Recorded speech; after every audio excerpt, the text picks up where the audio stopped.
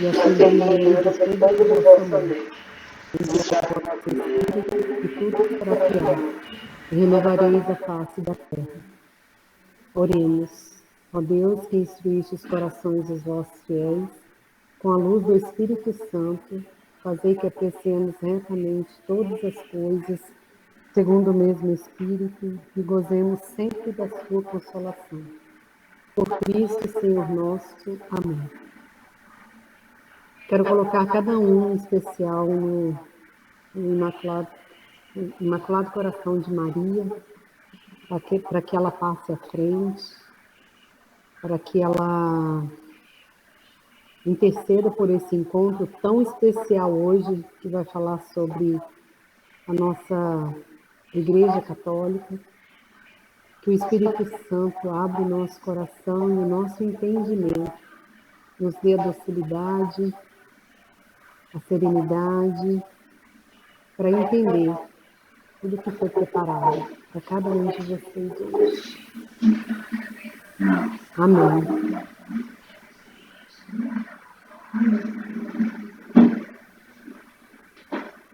Amém. Não deu uma fugida, né? A Karina estava numa reunião ali, o som dela estava alto demais. Bom, boa noite a todos. A gente vem falando do credo, né? Só para dar um panorama geral. Nós já falamos Inicialmente a gente teve alguns encontros sobre os momentos que a gente estava vivendo ali no começo, Quaresma e Páscoa. Falamos sobre Nossa Senhora e depois mergulhamos mais profundamente na doutrina do catecismo, né? Conversamos sobre oração, depois sobre os mandamentos, depois sobre os sacramentos e agora estamos no credo. O catecismo se divide nessas 4 grandes unidades, né? Oração, mandamentos, sacramentos e credo. E dentro do credo já falamos, o Tiago, primeiro a Lorena e o Fernando falaram bastante sobre Deus Pai, a parte que envolve Deus Pai, depois o Tiago e o Tássio sobre Deus Filho, e agora eu e a Angélica estamos fechando com os nossos dogmas que envolvem o Espírito Santo. Semana passada não, 2 semanas, a Angélica falou para a gente sobre creio no Espírito Santo. Então vamos acompanhar o credo até onde a gente viu e chegar no ponto em que a gente vai se deter hoje, né? Creio em Deus Pai, Todo-Poderoso, Criador do céu e da terra, e em Jesus Cristo, seu único Filho, nosso Senhor.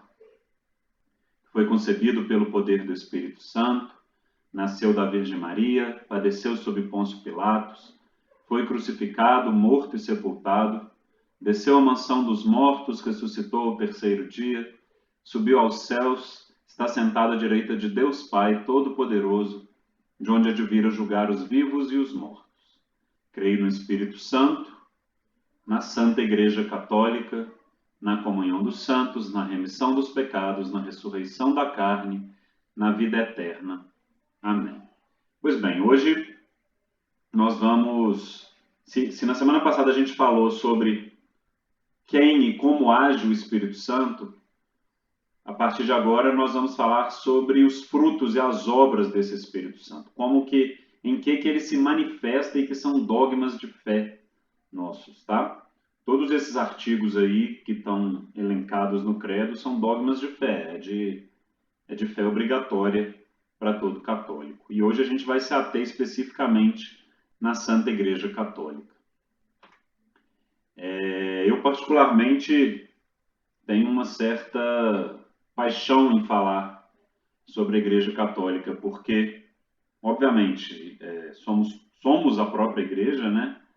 Mas ter entendido o tamanho e a força e a autoridade e a legitimidade da Igreja Católica foi algo que me fez dar um passo muito mais profundo na fé, sabe?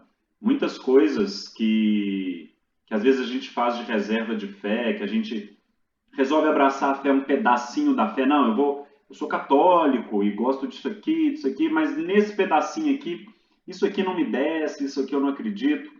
Normalmente, a falha e a dificuldade está em entender o papel da igreja, em entender o que exatamente é a igreja, a força e a legitimidade que a igreja traz consigo. Então, eu peço assim, um coração aberto e muita atenção de vocês para esse tema de hoje, porque eu acho que ele pode ser um divisor de águas. Entendendo um pouquinho assim dessa autoridade que a igreja tem, talvez todas as reservas de fé possam cair por terra, sabe? Então vamos lá. Para começar, uma base bíblica para a Igreja Católica em si, como introdução. Primeiro em Mateus,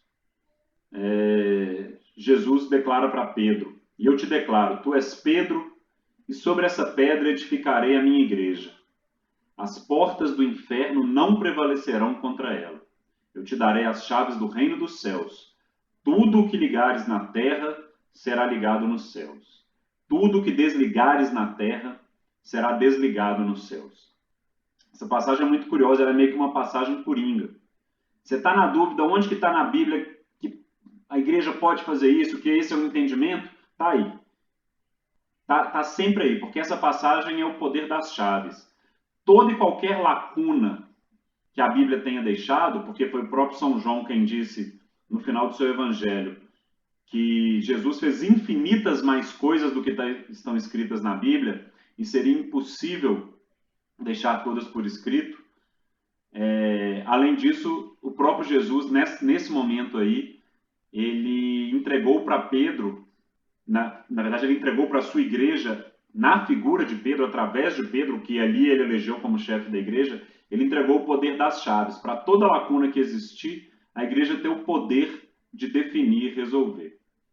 Eu trabalho no Senado e eu trabalho numa comissão lá, e a gente tem uma regra no regimento, que é o artigo 81, inciso 1º, que fala que compete ao presidente da comissão organizar os trabalhos da comissão. A gente usa de artigo coringa. Pode fazer isso, não pode, não tem nada que proíbe, nada que obrigue a fazer, na dúvida apele a isso aqui.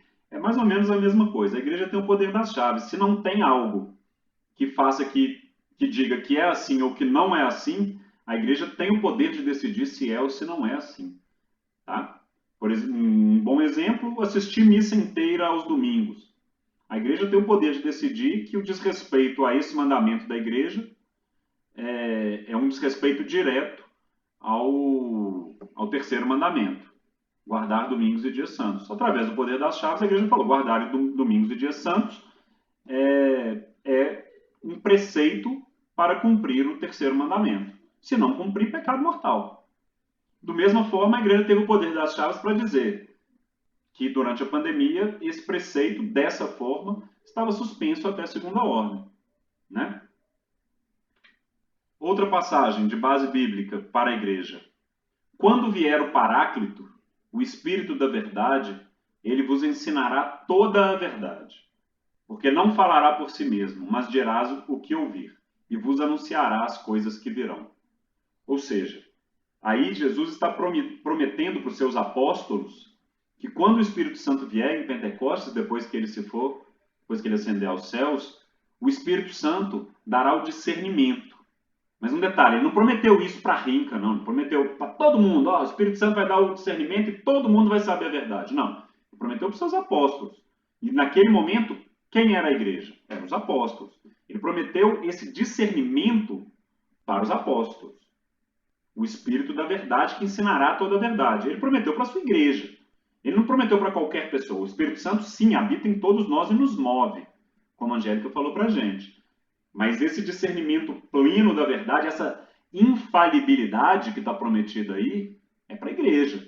Porque se todo mundo resolver que é infalível, eu falo uma coisa, a Angélica vai lá e fala outra, não tem jeito. Qual dos dois foi infalível? Os dois têm o Espírito Santo. Somos ambos batizados, ambos crismados, ambos buscando a verdade. Mas a gente se atrapalha na nossa natureza humana. E essa infalibilidade foi prometida aí para a igreja, tá? E mais uma. A última coisa que ele falou no Evangelho de Mateus.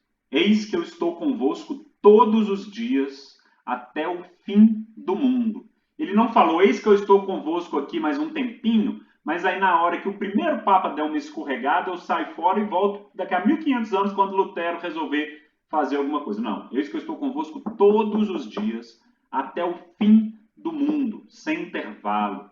Essa igreja que ele fundou ali em semente, quando ele entregou as chaves para Pedro e falou que Pedro era a pedra que edificaria a igreja, essa igreja, pela segunda promessa aí, ela é infalível e ela é perpétua.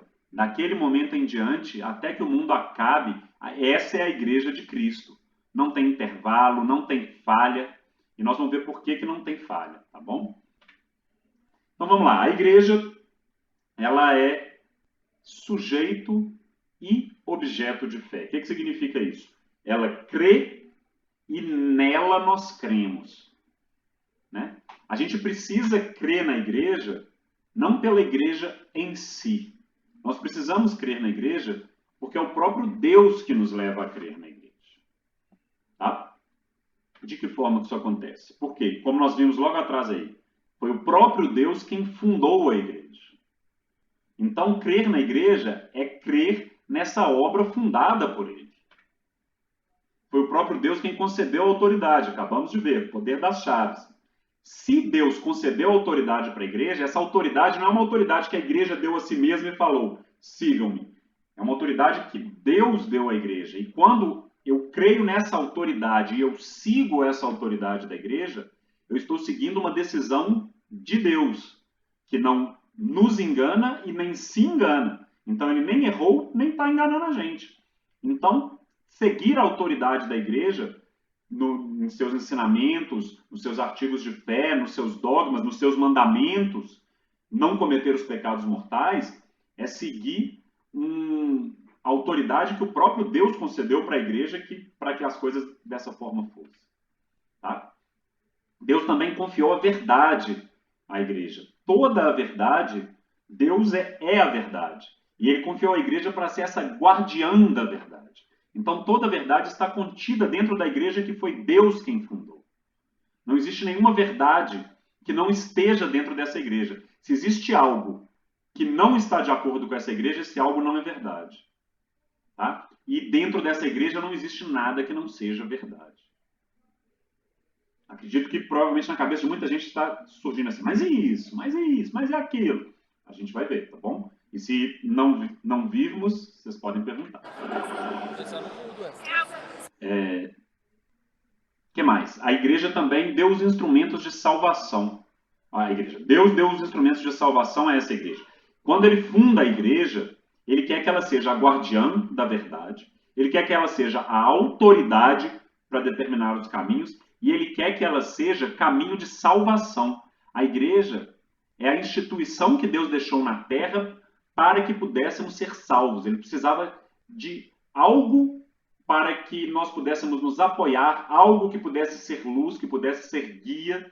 Nós que vivemos num mundo não sobrenatural, ou seja, vivemos num mundo natural, num mundo dos sentidos, num mundo corpóreo, nós precisávamos de também que elementos corpóreos, naturais, sensíveis, nos fossem mostrados. Porque se tudo ficasse no campo sobrenatural, nós que somos seres sensíveis, que nos relacionamos com o mundo através dos nossos sentidos, visão, audição, olfato, paladar, tato, a gente não conseguiria ter a percepção desses instrumentos se eles ficassem restritos ao campo sobrenatural.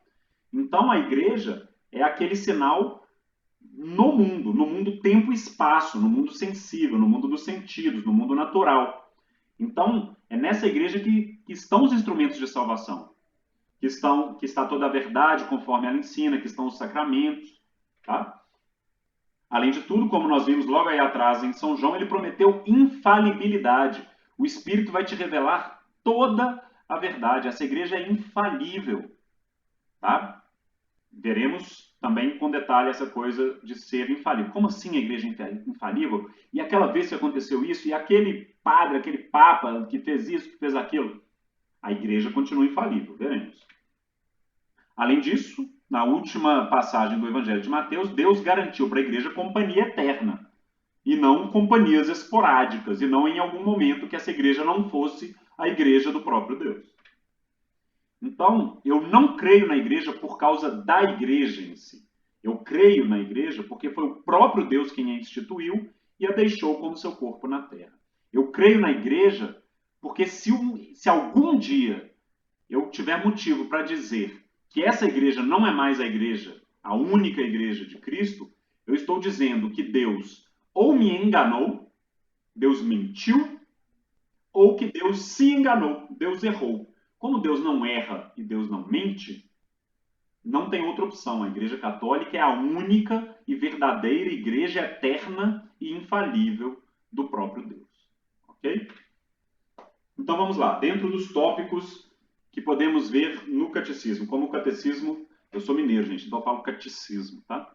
O catecismo, ele divide um pouquinho em alguns tópicos. Eu segui essa didática dele para esse encontro.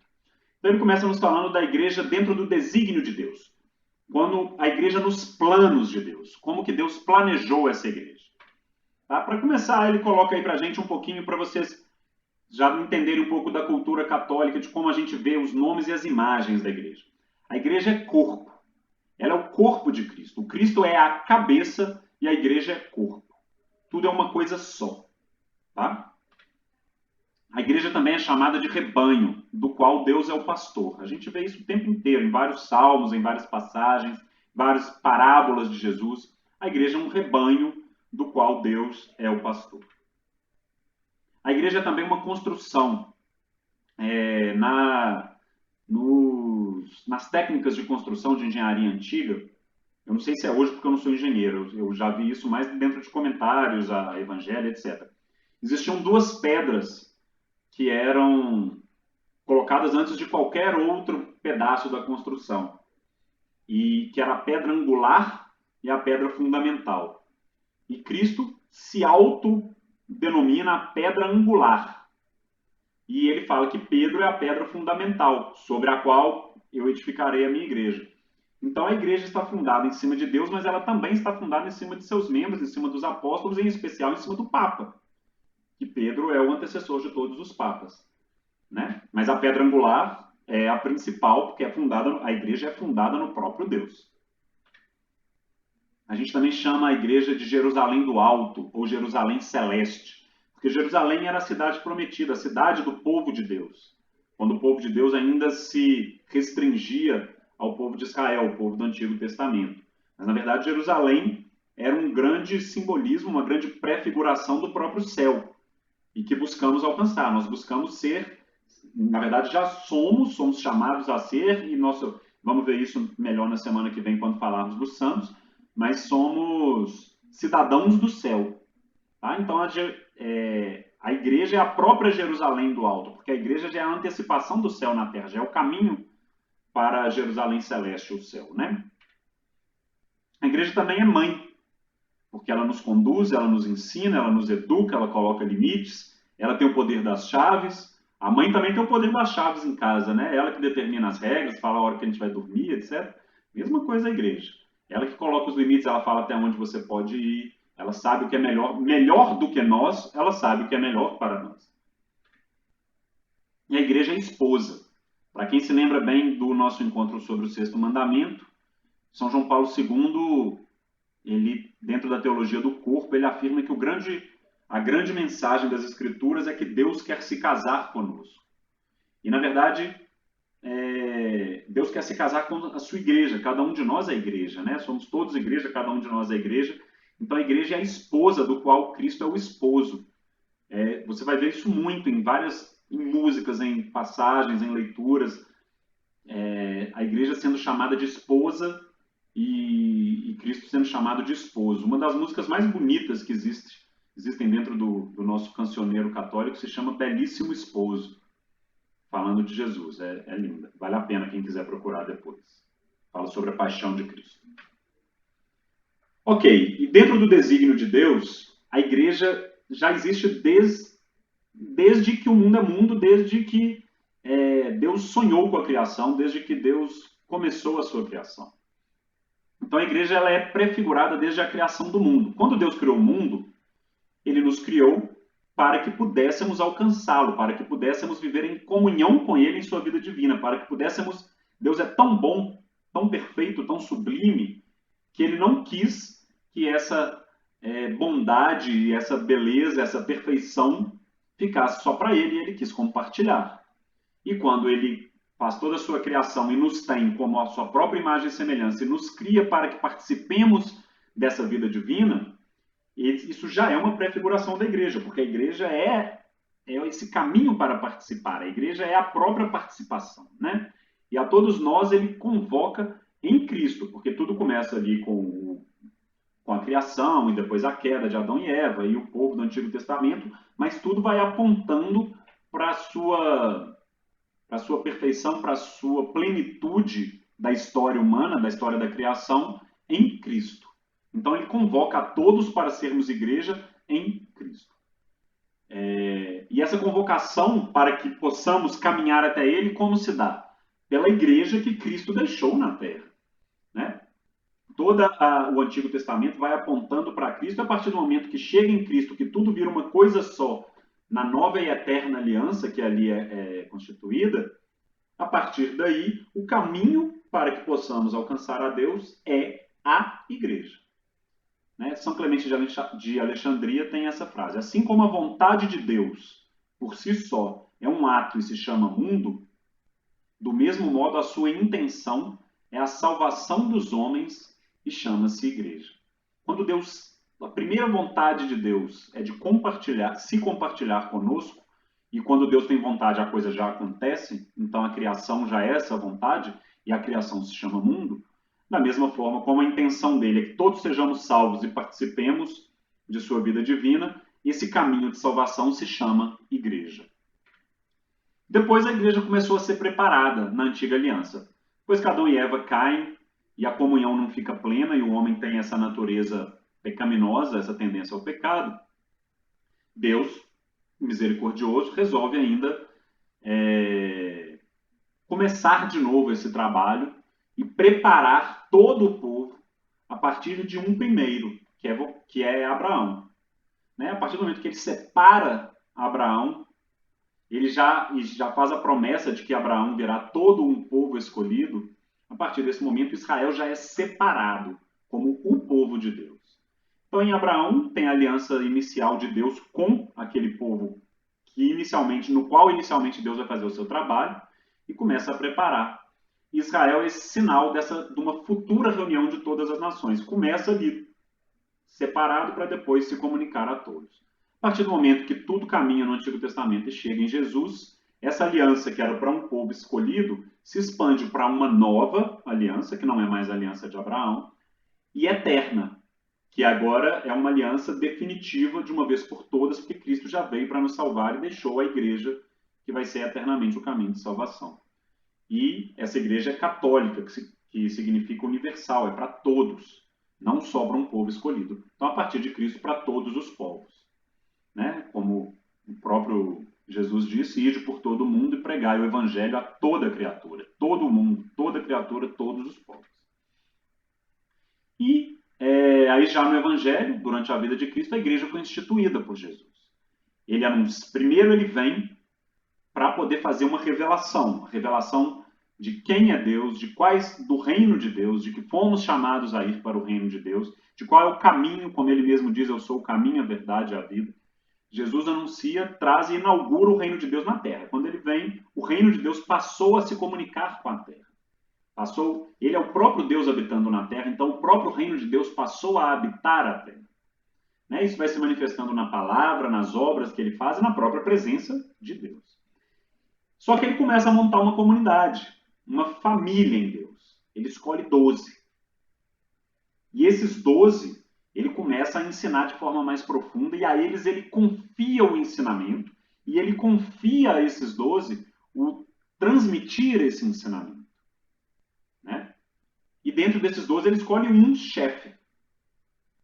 Com tudo isso, com toda essa obra, todas essas coisas, Jesus prepara e constrói uma igreja. E quando ele vai, ele deixa esses 12 como os responsáveis na terra por aquilo que ele veio revelar. Não só deixa responsável, como os envia, dá autoridade para que eles fossem, batizassem em nome do Pai, do Filho e do Espírito Santo, para que eles perdoassem os pecados só para os 12 que ele deu. Ele não deu esse poder para cada um fazer com o seu próprio pecado. Ele deu para esses 12 o poder de perdoar, ainda disse: para aqueles que perdoardes os pecados, eles serão perdoados. Para aqueles que retiverdes os pecados, eles serão retidos. Né? Então, com tudo isso, Jesus já preparou e construiu a sua igreja. Mas isso ainda era só um embrião.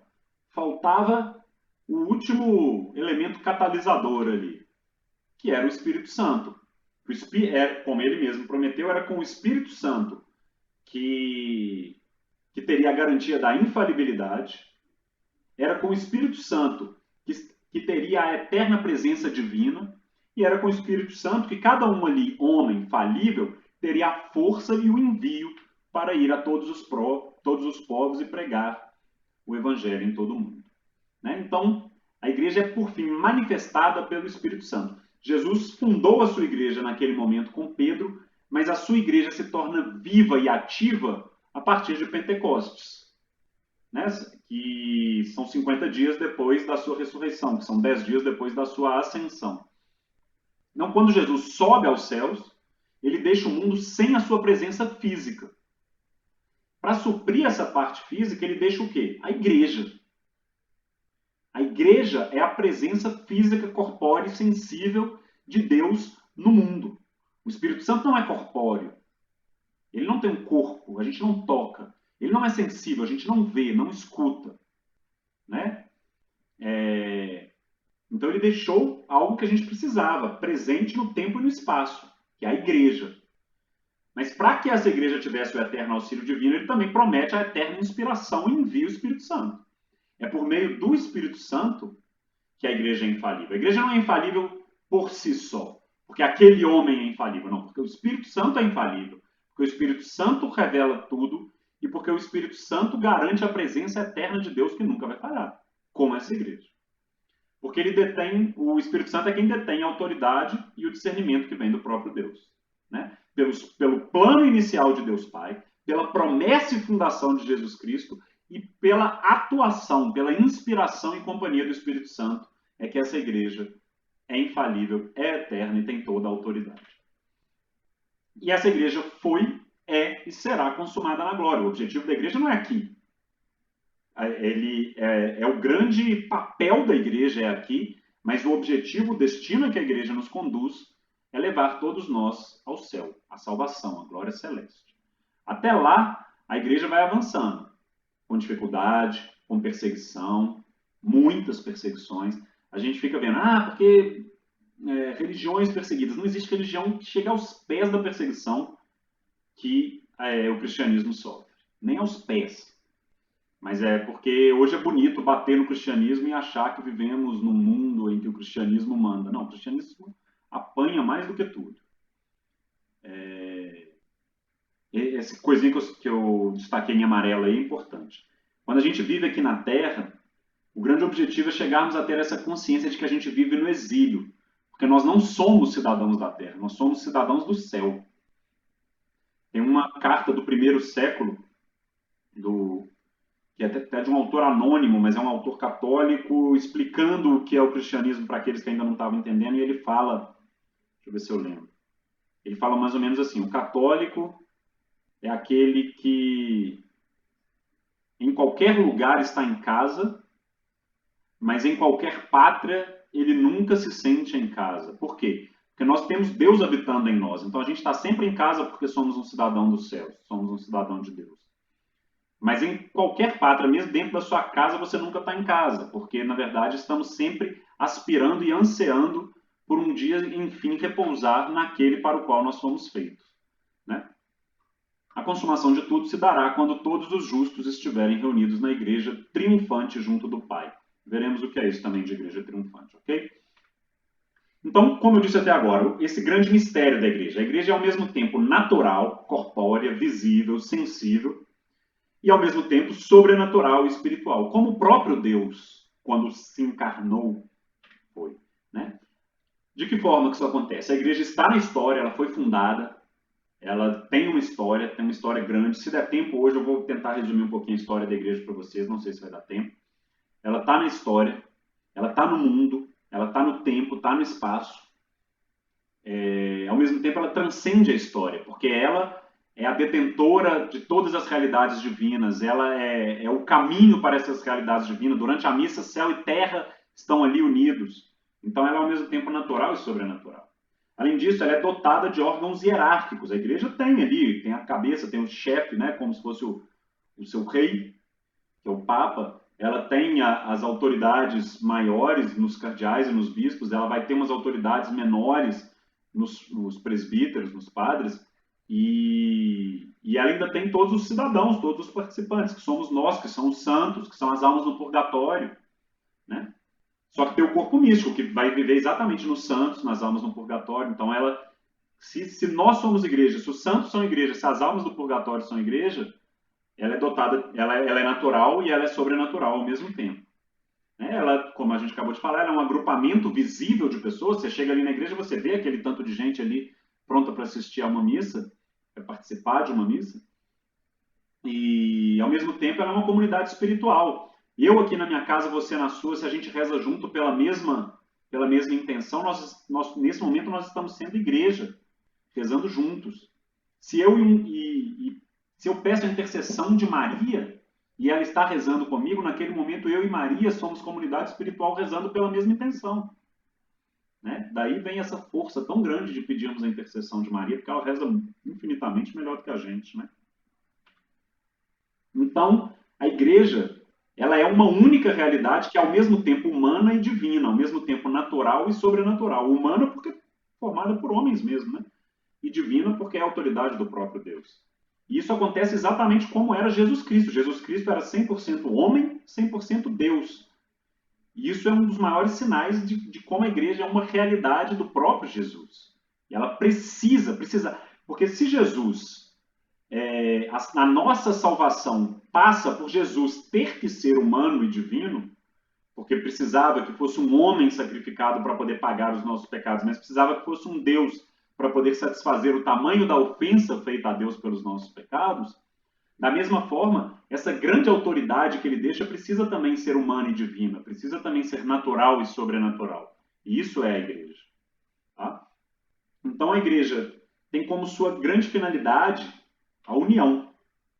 Essa união do humano com o divino, essa união da terra e do céu.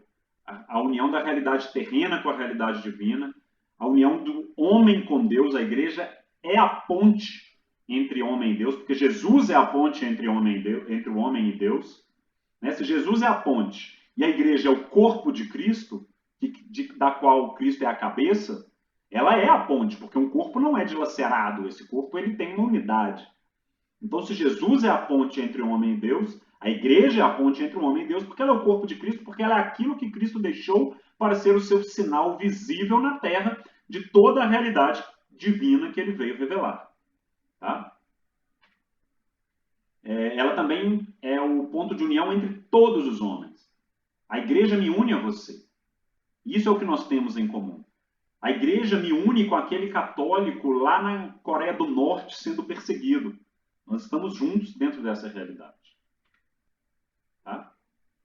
Com isso, a igreja é ao mesmo tempo um sinal, ela é um sintoma, ela é um signo, ela é um sinal de toda uma realidade divina que existe, e ela aponta para essa realidade divina, e ao mesmo tempo ela é um instrumento, porque é através dela, e só através dela, que nós podemos alcançar esse caminho de chegar lá. Ah, mas então quer dizer que quem não estiver nela não chega lá? Pode chegar, mas não chega porque estava fora dela. Chega apesar de estar fora dela. Tá? O caminho eu citei uma vez, acho que foi só naquele encontro que foi só do nosso grupinho menor, então eu vou citar de novo para os outros. A gente está aqui, acho que a maioria aqui mora em Águas Claras. Aí eu estou aqui em Águas Claras e eu pergunto como é que a gente faz para chegar em Taguatinga. O caminho é você sair de Águas Claras, pegar a IPTG e chegar em Taguatinga. É impossível, então, que eu saia, vá lá no plano piloto, dê a volta pela EPNB e chegue lá em Samambaia e dê a volta. Não, você pode chegar, mas a chance de você se perder é maior. vai demorar infinitamente mais. Você pode sua vida, aí voltando para a nossa vida, sua vida pode terminar antes de você ter chegado lá. Então, o caminho seguro e o caminho correto e o caminho que realmente vai te levar em segurança até Taguatinga é a PTG. E o caminho que realmente vai te levar em segurança até Deus e a salvação é a Igreja Católica. É nela que está todo o instrumento de salvação. Ok, próximo tópico. O que é a igreja? Nós estamos falando como que a igreja atua, qual é o desígnio de Deus, toda a promessa que Jesus fez, como ele fundou a igreja, mas o que exatamente é a igreja? A igreja é algumas coisas. Em primeiro lugar, ela é o povo de Deus. A igreja somos nós, é o povo de Deus. Tá? Inicialmente, como a gente viu na história, Deus elegeu um povo no Antigo Testamento, que era o povo de Israel, e depois, através de Jesus, ampliou essa aliança, por meio de Cristo, através da igreja, para todos os povos e nações. Foi através da igreja. Porque quando Jesus revelou ali, naquele universozinho micro, pequenininho, o que ele fez para que isso pudesse chegar a todos os povos e nações foi separar os 12, ensinar melhor para eles, dar autoridade para eles, e quando ele se foi, enviá-los a espalhar isso. Foi através dos 12 que a igreja começou, os 12. Um dia nós já fomos só 12, e assim a coisa alcançou todos os povos e nações, através da igreja. Então, algumas características da igreja enquanto povo de Deus, tá? Nós é que somos de Deus, e não Deus é nosso. Hoje está muito em voga, principalmente nas religiões entre aspas, nas heresias que surgem, que fazem a dissidência da igreja. Com isso aqui eu não concordo, eu não concordo com a intercessão dos santos, eu não concordo com a Eucaristia, ou eu não concordo com um casal não pode se separar, eu não concordo com não pode fazer sexo antes do casamento. Então vou fazer uma parte. Eu concordo com quase tudo, mas eu não concordo. Bom, melhor exemplo, Henrique VIII. Não quero mais minha mulher, quero me casar com a Ana Bolena. Então vou fazer uma outra igreja aqui em que o homem pode divorciar quantas vezes quiser. Pronto. Nesse momento, não é mais eu que me submeto a Deus. Eu quero que Deus se encaixe no que a minha pequenina e limitadamente quer definir como certo e como verdade. A verdade está em Deus. O certo está em Deus. A bondade está em Deus. Eu é que na minha falibilidade devo me adaptar a Deus. É o povo que é de Deus e não o contrário. Se você tentar encaixar Deus dentro da sua realidade, dentro do seu conforto, dentro da sua vontade, você já não é de Deus. Tá? Que mais? Enquanto povo, a gente se torna membro desse povo de Deus pelo nascimento do alto, não é no nascimento na terra. A gente nasce pela água e pelo Espírito, como Jesus falou a Nicodemos.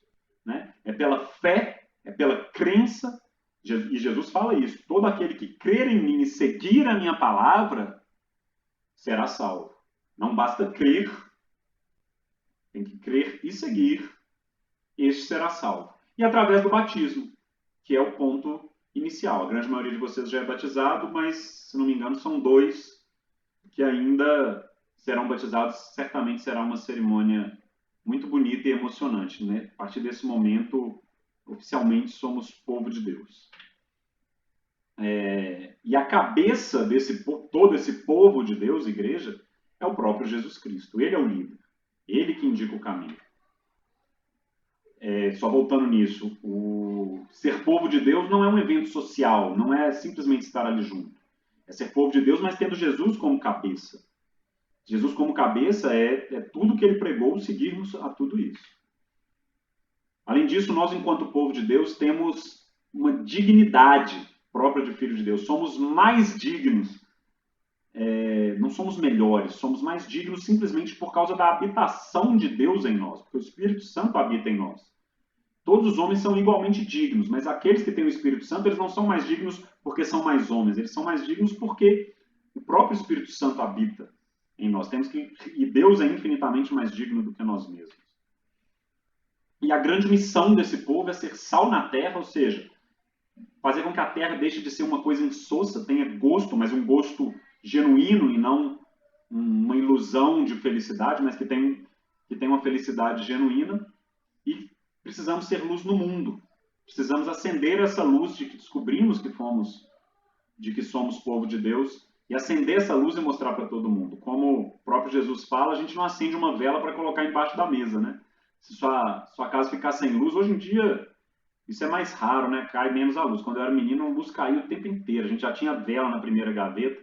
E não adianta nada você acender uma vela e colocar debaixo da mesa. Qual que é o sentido disso? Se Deus te deu um dom, é para ele ser usado. Não para o seu próprio engrandecimento, não para o seu orgulho, para a sua vaidade. Mas se Deus te deu um dom, é para que você possa revelá-lo, Deus, ao mundo. Né? E o destino desse povo é o reino dos céus. É o grande destino. Só tem um objetivo na vida, só um. Nós somos criados para uma única coisa. Para alcançarmos o reino dos céus, ou seja, para sermos santos. Para podermos habitar com Deus. Esse é o único objetivo. Então, o único destino do povo de Deus é o reino dos céus. Todo o resto é supérfluo. Todo o resto só é bom se for instrumento para nos levar ao destino final. Qualquer outra coisa desse mundo, se não estivermos levando para Deus, ela não só não é boa, não só é supérflua, como ela é prejudicial. E é um povo sacerdotal, profético e real. Porque Jesus é sacerdote, enquanto vítima, e ele mesmo se oferece enquanto vítima. Ele é profeta, porque ele revela toda a verdade e todo o reino de Deus. E ele é rei. E se ele é rei, nós somos cidadãos desse reino, que não pertence a esse mundo. Além de povo de Deus, a igreja é também corpo de Cristo. Por que ela é corpo de Cristo? Porque através da igreja nós temos comunhão com Deus. Nós temos comunhão através dos seus próprios instrumentos, né?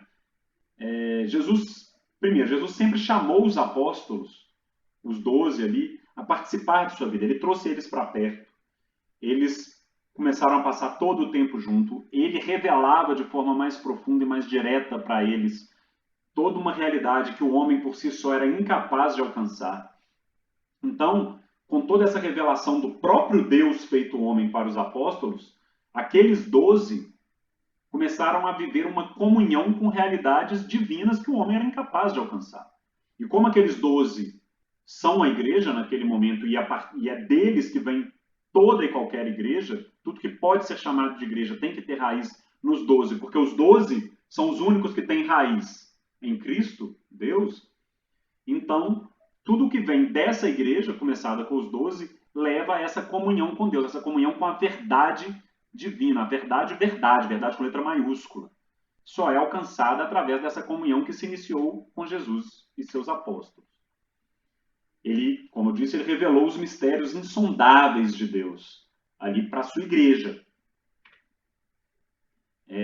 Além disso, em João 6 e em todos os evangelhos ali na última ceia, e em João 6 ele faz uma grande doutrina teológica de o que significa a Eucaristia, ele chama os apóstolos, além de revelar intelectualmente as realidades divinas, ele os chama a uma comunhão física com ele.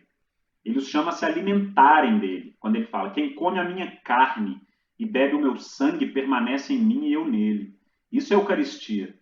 Além de nós termos uma comunhão intelectual e espiritual, nós temos uma comunhão física com Deus que nos fortalece. É aquele sinal visível de uma realidade invisível que nós estudamos nos sacramentos. E a partir do momento que não existe a presença física, não da comunhão, estou falando da presença física de Jesus, essa união espiritual é ainda mais íntima. Por quê? Porque quando Jesus vai, ele nos deixa um grande instrumento, que na verdade esse instrumento é o próprio fim, porque é o próprio Deus, os dois, né? Nos deixa dois grandes instrumentos e finalidades, que uma sobrenatural e uma natural, dotada de sua sobrenaturalidade, que é o Espírito Santo, o próprio Deus que nos habita, que nos move, que nos plenifica, que nos santifica, que nos leva a amar verdadeiramente. E como ele habita em nós, nós temos uma união muito íntima com Deus, porque ele habita em nós espiritualmente. E além disso, nos deixou a Eucaristia, que é uma união extremamente íntima, tanto fisicamente quanto espiritualmente, porque através da Eucaristia Deus nos transforma, nos move, nos dá força para sermos santos. também enquanto corpo, a igreja é um só corpo. Cada um de nós é um membro desse corpo de Cristo chamado igreja, do qual Cristo é a cabeça. E como existe um só Deus, uma só cabeça, um só espírito, uma só verdade, também existe um só corpo. Não existem vários corpos. Por isso não existem igrejas. Só existe uma igreja. A gente pode falar num sentido lato sensu, a gente pode falar ali na minha igreja, na Imaculado, né? Ou falar da igreja regional, a igreja de Brasília. Estamos falando de toda a arquidiocese de Brasília. Mas a igreja de Cristo é uma só e única. É a igreja católica apostólica romana. A unidade desse corpo, ser um só, por outro lado, não anula essa diversidade dos membros. O que isso significa? Nós temos vários tipos de movimentos, vários dons, vários carismas, várias formas de se relacionar com Deus dentro, obviamente, dessa mesma Igreja Católica. No momento que qualquer uma dessas formas resolver se afastar de qualquer das verdades da Igreja, ela está rompida, ela está em cisma, que nós dizemos, está em cisma com a Igreja. Mas dentro de todo o grau de liberdade que a Igreja dá para os seus carismas, existe uma diversidade dos membros, existe a renovação carismática, existe a Opus Dei, existe o apostolado da oração, existem dons diferentes, um tem um dom de pregação, outro tem o dom da música, outro tem o dom da caridade, os vicentinos, o pastoral da caridade, tudo isso são diversidades de formas de se viver e de alcançar a Deus e de levar Deus aos outros por meio dessa igreja. E é exatamente nessa questão de ser um só corpo que um dos principais pontos dos protestantes é completamente desmontado. Eu vou pegar aqui, 1 Timóteo 2,5. Primeira carta de São Paulo a Timóteo, capítulo 2, versículo 5. Nesse ponto aqui, Paulo fala para Timóteo: há um Deus somente, e há somente um mediador, o homem Cristo Jesus. Os protestantes gostam muito de pegar essa passagem para dizer que a intercessão dos santos não existe, para dizer que a nossa confiança em Maria seria fraca por causa disso, que a igreja não é o caminho, que a igreja não é a autoridade. Só que o que tem que ser entendido é que nós, cada um de nós, em especial os santos, porque são aqueles que foram fiéis à sua igreja em toda a história, somos igreja. E essa igreja é o corpo de Cristo, que é um só corpo. Se essa igreja é o corpo de Cristo, fundada por Cristo, para ser o seu corpo no mundo corpóreo, do qual ele é cabeça, essa igreja é o próprio Cristo.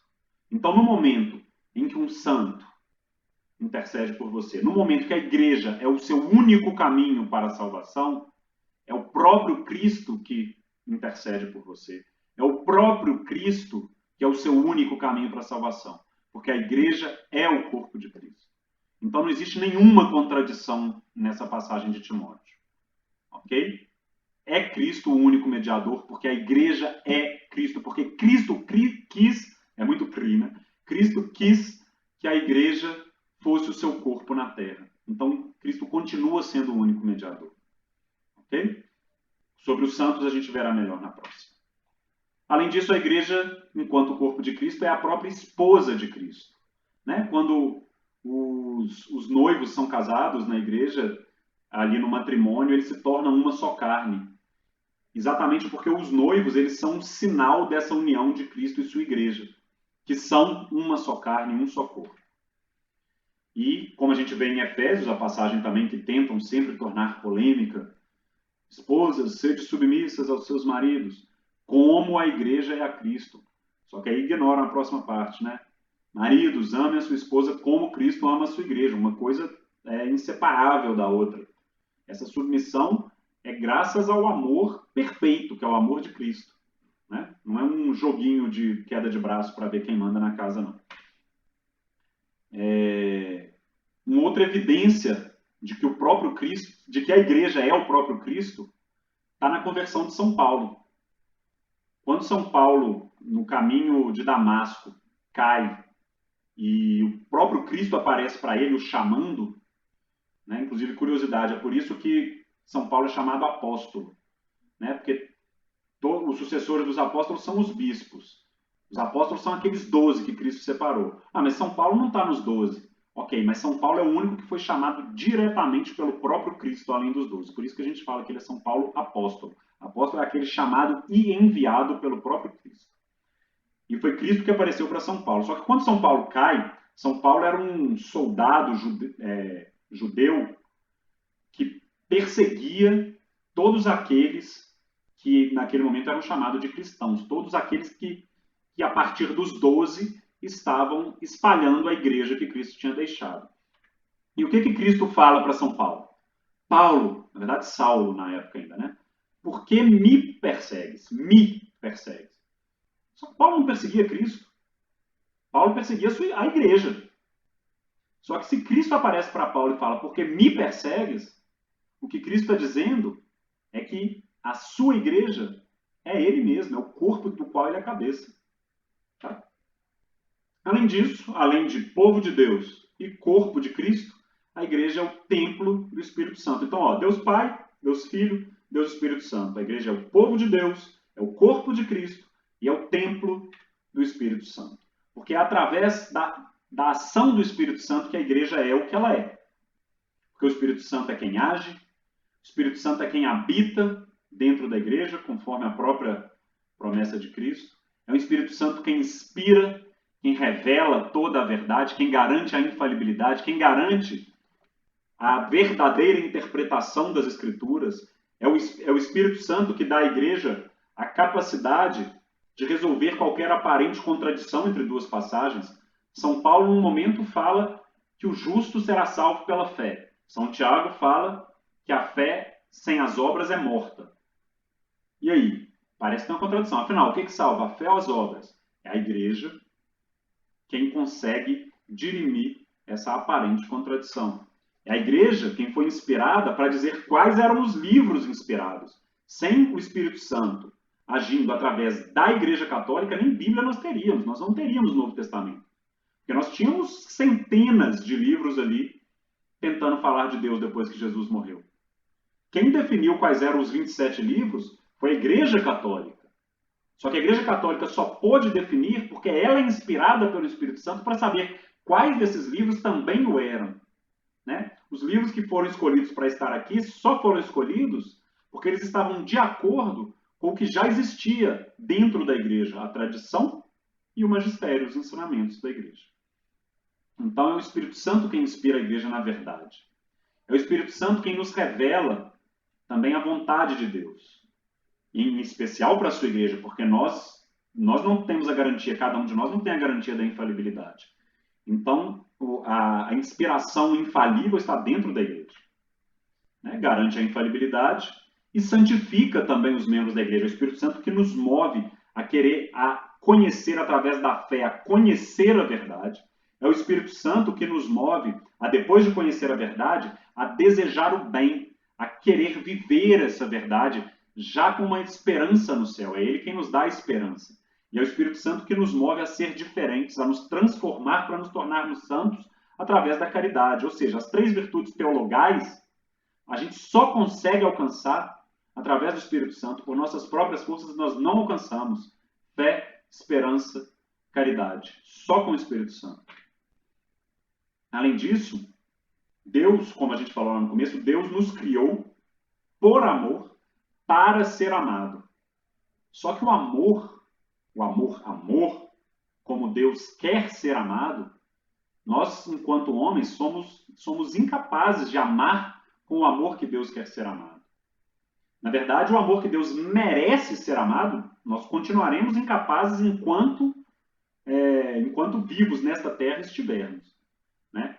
Mas o amor com que Deus quer ser amado, porque Ele se rebaixa até nós e nos chama a amar dentro do máximo que nós conseguimos, mas esse máximo que nós conseguimos é só através da atuação do próprio Deus. Então, é o Espírito Santo de amor que nos santifica, que nos dá o amor com que Deus quer ser amado. E é só através desse amor com que Deus quer ser amado que poderemos nos santificar e um dia alcançar a Deus para amá-lo plenamente, como Ele merece ser amado. Ok. Então a gente falou dos desígnios de Deus para a igreja e falamos o que é a igreja. Só rapidinho relembrando o que é a igreja. Povo de Deus, corpo de Cristo, templo do Espírito Santo. A igreja tem características. E é aí que talvez seja um dos pontos mais cruciais de se entender. Quais são as características da igreja? A igreja é una, santa, católica e apostólica. 4 características. A primeira delas, a igreja é una. Acho até que a gente já viu isso bem aqui. De qualquer forma, quando a gente fala, como eu já disse, igrejas, não existem igrejas. Deus só fundou uma. Existe igreja. Então vai por terra essa ideia de igrejas. Tá? Só existe uma. Só existe um Deus. Esse Deus, obviamente, só tem um Espírito. Só existe uma verdade, que é toda a verdade contida em Deus. Com isso, Cristo não pode ter 2 corpos, porque Deus é um só. Esse um corpo que Cristo tem se chama Igreja Católica. Tá? E essa Igreja Católica, ela é uma união de 3 realidades. É o que nós chamamos de igreja militante, igreja padecente, igreja triunfante. O que é isso?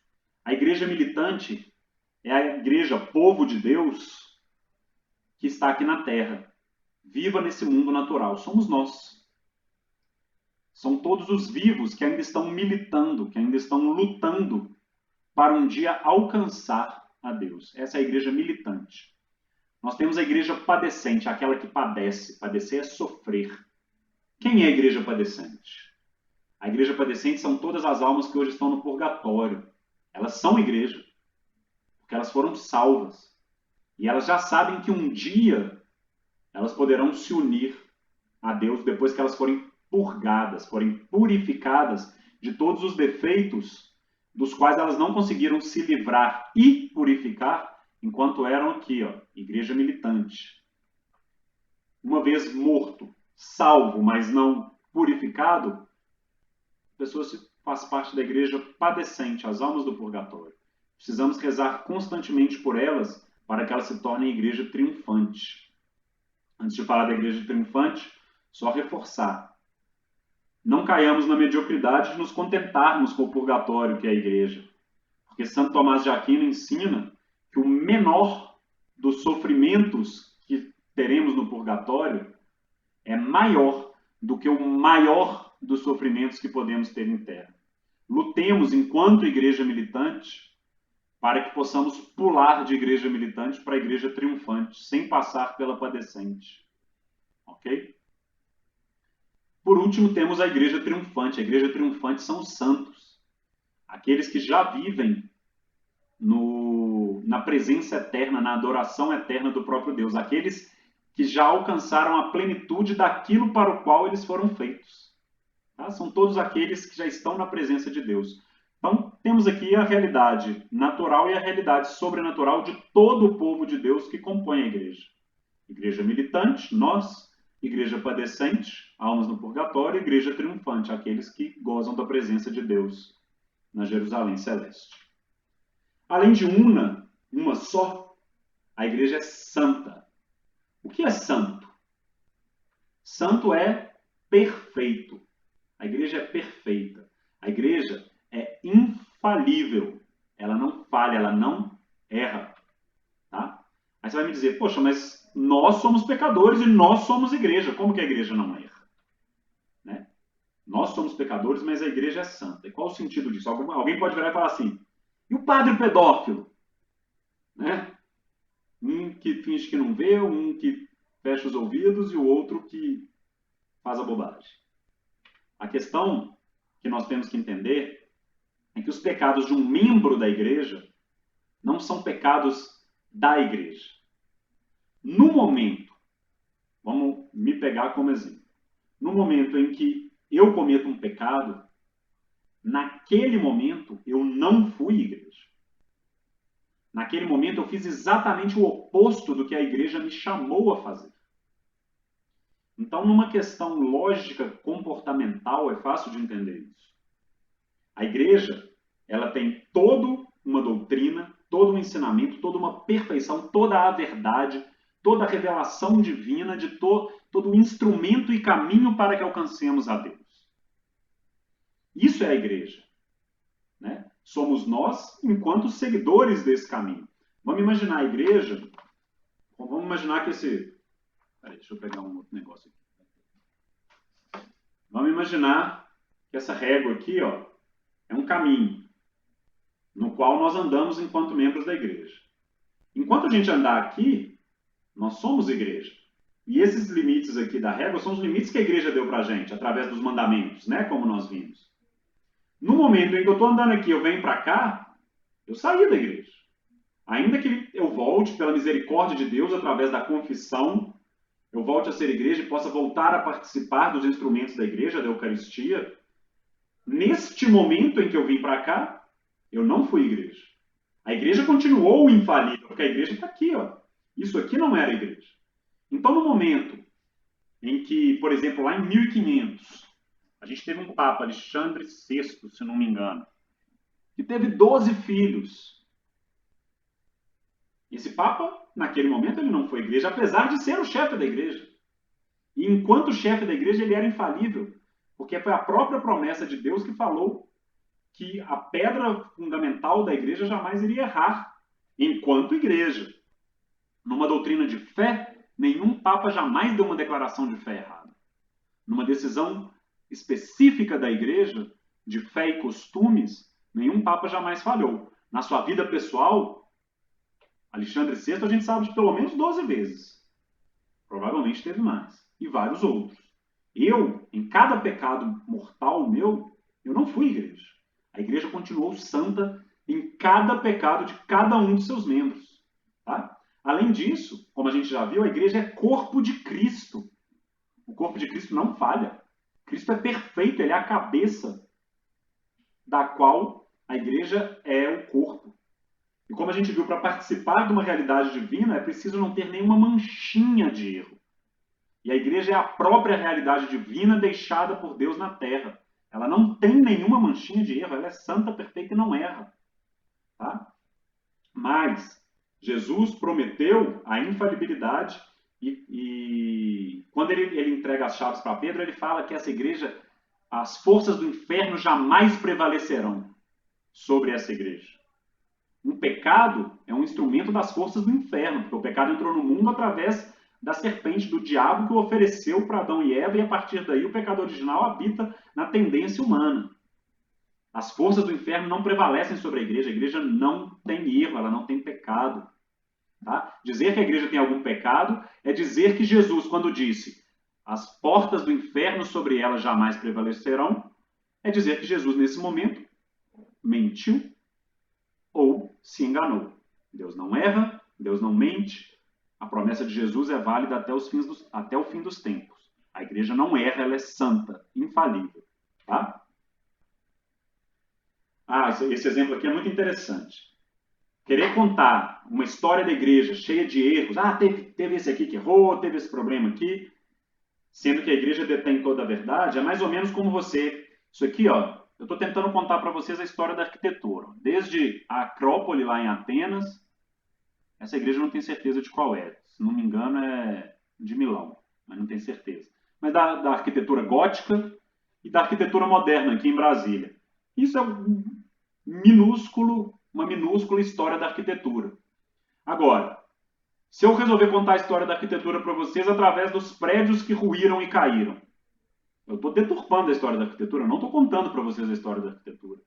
Eu estou partindo dos defeitos que não eram para ter acontecido e que não são parte do que a arquitetura realmente tem. Na verdade, isso aqui é a não arquitetura, né?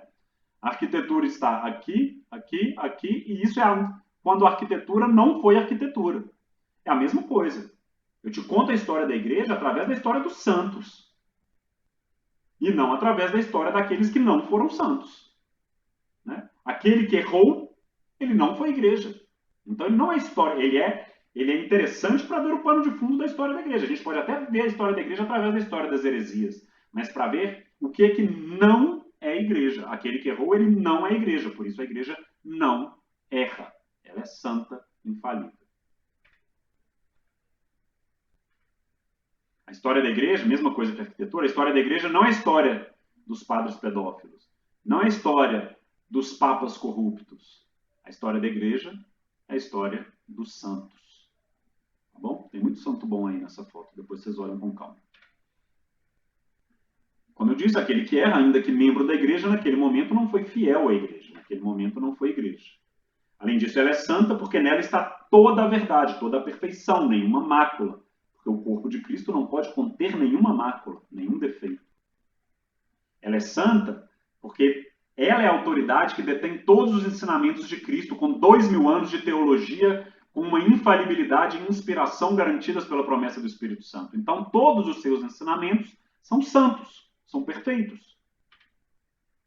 A igreja é santa porque santos são os seus sacramentos, porque os sacramentos são aqueles 7 instrumentos corpóreos, visíveis, que são sinais de uma realidade invisível que conduzem a Deus.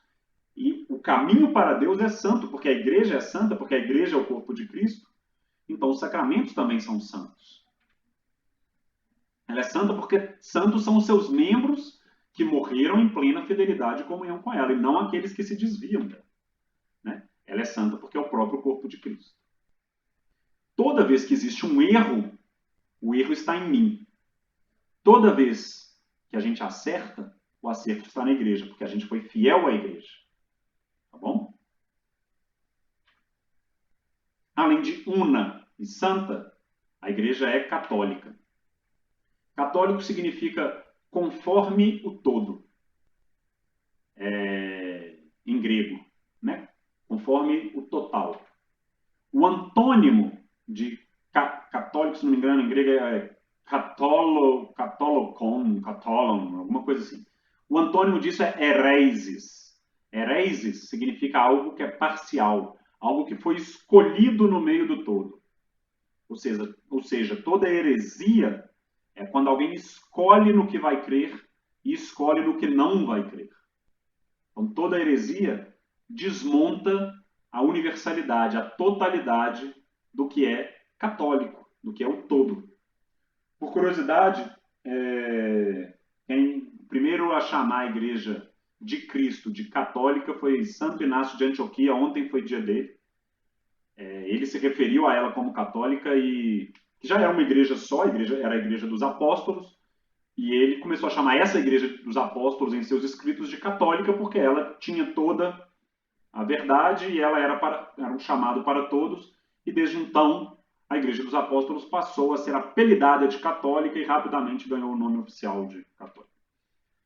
É porque ela é para todos e ela contém tudo o que é necessário. Né? Ela é para todos os povos e nações, não é uma igreja só parcial, só para um povo escolhido, não é regional, ela não está sob o governo terreno. Isso é muito importante de entender, porque é a origem política que permitiu que o protestantismo se espalhasse e que todas as denominações protestantes acontecessem, começa com os reis ali daquela época querendo ter poder sobre a igreja e não conseguindo, e aí foi conveniente que surgissem igrejas dentro de cada estado, né? A igreja luterana na Alemanha, a igreja anglicana, que o próprio nome já diz que é a igreja da Inglaterra, e assim foi acontecendo. Não, a igreja ela não está sob nenhum governo terreno. Como o próprio Jesus fala, meu reino não é deste mundo. Né? Ela tem um governo divino, sob a autoridade do Papa, mas essa autoridade só existe porque foi confiada pelo próprio Deus. Ela não é uma igreja parcial. Ela também não é uma igreja para poucos salvos, como existem denominações que acreditam, porque já existe as pessoas já estão predestinadas se serão salvos ou não. Não, o chamado à salvação é para todos. Universal, católico. Tá? Também essa igreja reúne todos aqueles que creem na verdadeira fé sob um governo que não pertence a esse mundo, que é o próprio reino de Deus. Além disso, essa igreja é católica porque ela contém tudo, ela contém toda a verdade revelada por Deus. Tudo que Deus revelou enquanto verdade está sob essa autoridade que ele mesmo designou para a igreja. Também toda a interpretação correta da verdade, porque dentro de 3 anos de vida pública, ainda que Jesus fosse Deus, como vivíamos e vivemos numa realidade temporal e terrena, não era humanamente, era divinamente, mas não humanamente possível que toda a verdade fosse revelada ali. Então nós temos essa igreja também, assim, foi sim revelada, mas não que fosse desdobrada, né? Revelada ela foi toda ali. Mas a partir dessa revelação completa ali, não era possível que ela fosse interpretada e desdobrada. E essa igreja é quem tem essa autoridade dada pelo próprio Deus para continuar a teologia, a interpretação, o desdobramento correto de toda a verdade revelada durante a vida de Jesus. Então, com isso, não existe nenhuma verdade fora da igreja. Tudo que está fora da igreja só vai ser verdade se também estiver dentro da igreja. E não existe dentro da igreja absolutamente nada que não seja verdade. Tá? Então, tudo que está dentro da igreja é verdade e toda a verdade está dentro da igreja. Católico, que pode ser chamado de católico, que é aquele que não sai do caminho, é aquele que crê em tudo, tudo. Que crê e ensina a Santa Igreja, fundada, autorizada, confiada e prometida pelo próprio Deus. Tá? Católico é aquele que crê e segue todos os ensinamentos, os 10 mandamentos. É aquele que assiste à missa inteira todos os domingos. É aquele que em cada escorregão corre para confessar. Tá? É aquele que segue os 10 mandamentos. É aquele que busca estar em matrimônio para poder... Segue a ordem certinha, né? O sexo só acontece depois do matrimônio. E esse é o católico. Tá? É o que segue todos os ensinamentos, toda a fé da igreja. E toda vez que a gente escolhe, que a gente fala, não, eu vou pegar aqui 99%, mas eu vou deixar esse 1% de fora. Você fez uma escolha. A partir do momento que você fez uma escolha, você está fazendo uma heresia. Tá? Santo Agostinho nos ensina que todo pássaro foi feito para voar. A Angélica colocou aquela música para a gente no dia do Espírito Santo do passarinho, né? Nós somos feitos para voar, para ir até Deus. Só que um passarinho, se você amarrar 100 fios na patinha dele e amarrar esses 100 fios numa grade, ele vai ser incapaz de voar. E a questão é a seguinte, se eu cortar 99 fios, eu vou continuar sendo incapaz de voar enquanto passarinho. Se você deixar um fio amarrado na sua perna preso na grade, você ainda não é capaz de voar. Ou seja, aquela última escolha que você ainda tem, a sua última reserva de fé, é ela que te impede de voar. Nós precisamos crer e seguir tudo que crê e ensina a Santa Igreja Católica. Uma curiosidade, o Catecismo nos ensina, Catecismo nos ensina, não há salvação fora da Igreja. Até falei rapidinho disso, né? Isso significa que todo e qualquer caminho de salvação está contido dentro da Igreja. As outras religiões, ainda que elas tenham 90% de verdade, nenhuma contém a verdade na íntegra, porque quem contém a verdade 100% na íntegra é a religião católica. Se tiver uma outra igreja que tem tudo o que tem a religião católica, ela é a mesma igreja. Ela não pode ter nada que não esteja na católica e nem faltar alguma coisa que esteja na católica, porque a igreja católica é o corpo de Cristo, é a igreja fundada por Deus, é a autoridade para toda a verdade. Então, qualquer outra religião não contém a verdade na íntegra. Exatamente por isso não há salvação fora da igreja. E aí alguém diz, todas as religiões são boas, o importante é crer em alguma coisa. Se todas as religiões fossem boas, a troco de quê? Que Deus pisou na terra para falar, tem um tanto de coisa que vocês estão fazendo que é certo, mas tem um tanto de coisa que está errado. Então, a verdade é essa aqui, essa aqui, essa aqui, essa aqui. E para que essa verdade permaneça na terra, eu vou fundar uma igreja. Só tem uma que é boa. As outras podem ser boazinhas, mas tem um quê de mentira. E mentira não é bem. O pai da mentira é o diabo. Então, 100% boa, não tem. Entendeu? Dizer que todas as religiões são boas é dizer que Jesus veio à Terra a passeio. Ele veio fundar uma igreja. Né? Veio nos salvar, veio revelar toda a verdade, mas revelando toda a verdade e nos salvando, ele deixou uma autoridade para que essa salvação se perpetuasse e para que a verdade não se apagasse. Além disso, o corpo de Cristo é apenas um. Então, se o corpo de Cristo é apenas um e só Deus é bom e verdadeiro, só há um corpo bom e verdadeiro. Né? As outras são, no máximo, um arremedo de verdade. todos os meios de salvação que Cristo quis deixar estão dentro da igreja. E aí alguém pode perguntar, alguém fora da igreja pode ser salvo? É o que eu expliquei para vocês. Águas Claras, Taguatinga é PTG. Você pode até dar a volta passando por trás, lá no plano piloto, depois chegando na Candangolândia, é PNB, dar a volta, pode até chegar lá em Goiânia e vir por cima.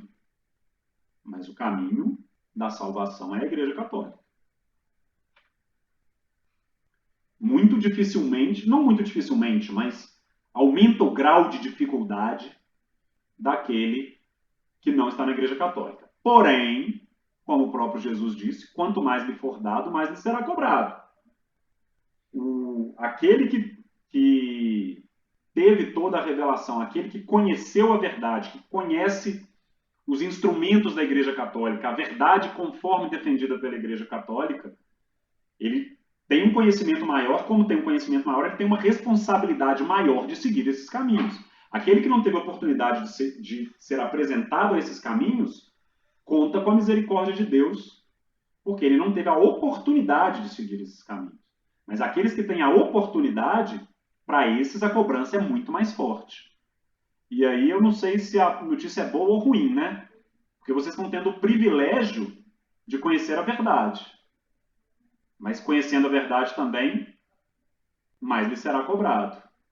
Então, sair desse caminho para vocês é mais grave do que para alguém que não foi apresentado a esse caminho. Então, em suma, é possível ser salvo, sim, fora da igreja. Mas quanto mais distante, mais improvável. A primeira prefiguração da igreja na Bíblia é a Arca de Noé. Da Arca de Noé todo mundo conhece, mesmo sem ser da igreja, todo mundo conhece a historinha, nem que seja através do Vinícius de Moraes. Noé, para salvar toda a criação, colocou um casal de cada animal dentro da arca. Aqueles que não entraram na arca não foram salvos, morreram no dilúvio. Então, a igreja é a Arca de Noé. Vocês são chamados a ser parte fiel dessa igreja. Então, vamos lá. Una, santa, católica, apostólica. Para ser a igreja fundada pelo próprio Cristo, ela precisa ser a mesma dos apóstolos, dos 12. Porque é só para eles que ele prometeu a infalibilidade, foi só eles que Jesus enviou para espalhar essa igreja, foi só a eles que ele revelou a verdade de forma profunda, foi só a eles que ele deu a autoridade de perdoar os pecados, foi só a eles que ele edificou enquanto pedra fundamental através da figura de Pedro e entregou as chaves da igreja. Então, a igreja fundada por Cristo tem que ser a continuidade da igreja dos apóstolos. Então, ela tem que ser uma igreja da sucessão apostólica. Jesus chamou os 12. Na verdade, Jesus chamou e estendeu a salvação para todos, não só restrito ao povo escolhido. Chamou a todas as nações, todos os povos, todo mundo, e a todos a serem salvos. Mas essa autoridade, a missão de propagar tudo isso, ele confiou somente aos apóstolos. Hoje nós vamos ver com qual caminho quem são os sucessores dos apóstolos. O Papa, os bispos e, indiretamente, os presbíteros e diáconos. Como já dissemos 1 milhão de vezes, só existe um Espírito e esse Espírito foi prometido, confiado e manifestado aos apóstolos. Sim, a todos nós como habitação, como o motor que nos move, mas com infalibilidade, inspiração e companhia eterna prometida aos 12 apóstolos. Tá?